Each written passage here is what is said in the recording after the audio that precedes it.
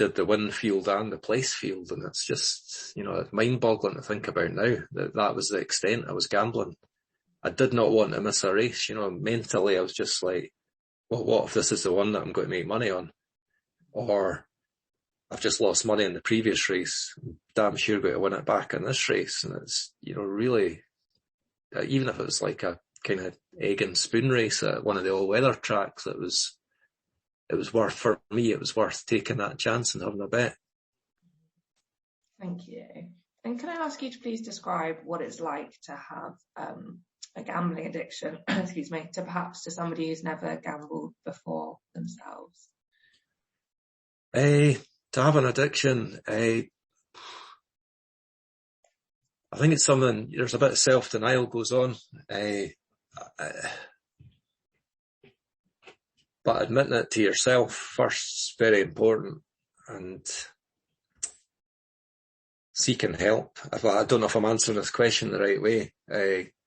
Undeniably, I had an addiction. Yeah, I can see that now, and I think, especially in terms of gambling, it's seen, there is stigma around it, because with alcohol and drugs, I think people get it more, that it's some substance that's in the body that chemically is making them addicted, and it's affecting their behaviours, it's driving their behaviours. It's they're really antisocial addictions. Eventually, for alcohol, maybe not at first, it can be quite a social thing, but the consequences of an alcohol addiction ultimately are antisocial. With gambling, I think it goes under the radar a wee bit. I think the stigma is that people just think it's a waste. I admit myself, it's quite a selfish addiction. If you look at it in black and white, because it's, you're making that choice at some stage or to some extent to put down that money, whether it's yours or not. I know, I had the means to gamble at a decent salary, but there were times that I didn't have the means to gamble. And, especially around the time of my marriage breakup, I was like literally did not have my bus fares to get to work, because I was paying out so much to pay for the kids, to feed my gambling addiction or debts, the payday loans and stuff. I wasn't gambling much at that stage, because it's just not through any kind of choice or me realising I need to rein it in. It's just because I didn't have the money to gamble. It was like that, still had the addiction there, still had the urge, still had the hope I could win big money if I had big money in the first place. It's just, to describe the addiction, it's all consuming. It really is. It gets its tentacles into you. Kind of quite a silent addiction, gambling, I feel. It's not, well, alcohol and drugs, you can probably see, it's more visual. You can see that, you're drinking more spirits or beers or whatever, or you're drinking more frequently. With drugs, it's,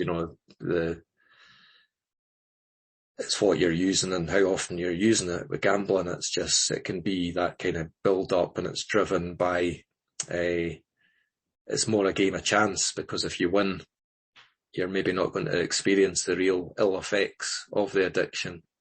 Whereas if you lose and continue to lose, that's when you're on the slippery slope, and you really are going to have the worst impact of it, be it through your mental health, relationships, your job.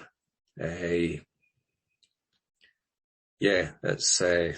your health. It's something to watch out for. It's something you have to be really wary of, because probably, I don't like to keep comparing it to other addictions, but drink's probably the same. That it's that kind of, socially acceptable level where you're having the odd blowout with your pals, or you're just having a drink here and there. But when it really tips over the edge, it can be too late, and you need to, or at least be ready to try and find that opportunity to accept that you've got an addiction, then seek help for it.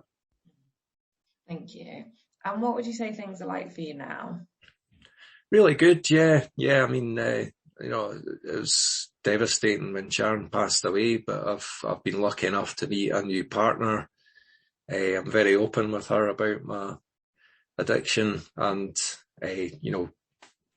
my involvement in the forum and having this call today. And, I tell her 100% hand on heart that I do not feel the urge to gamble, and that it was absolutely an addiction, and that it did cause me a lot of stress and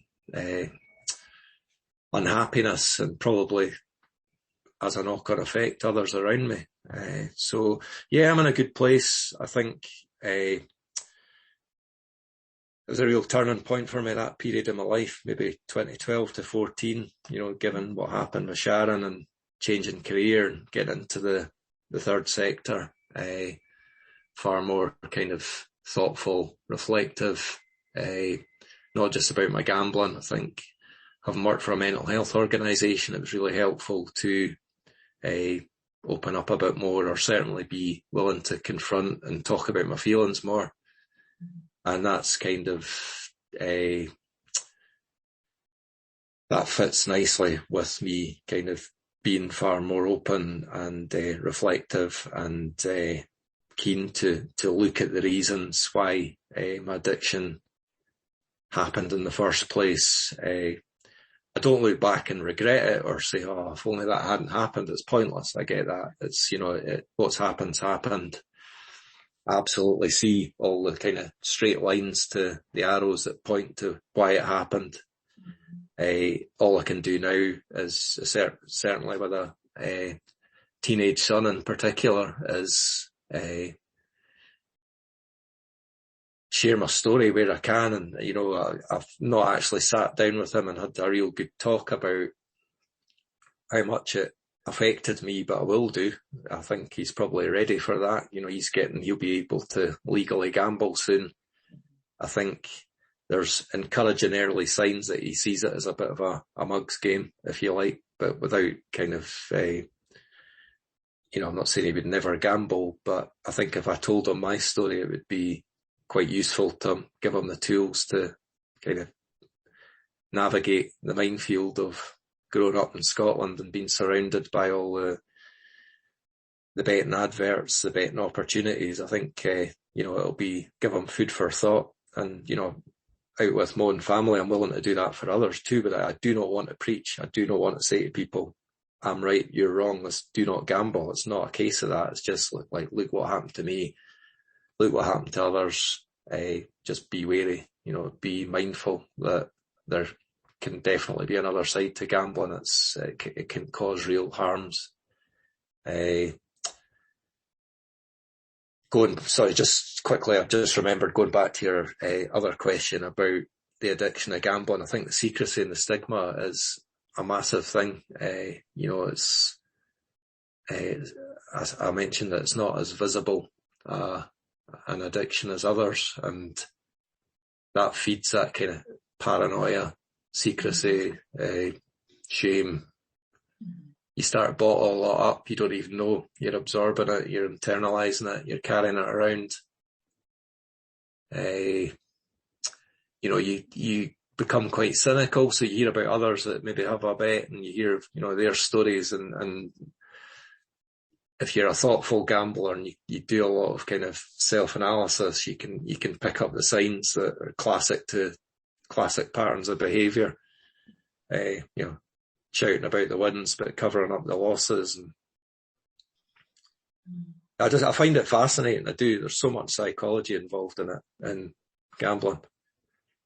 Absolutely. And then can I ask you what sort of change you'd like to see? So maybe in terms of like regulations or treatment services or just anything, what change would you like to see? I would like to see the industry take a genuine view of the existence of gambling harms, and address it meaningfully. And whether that's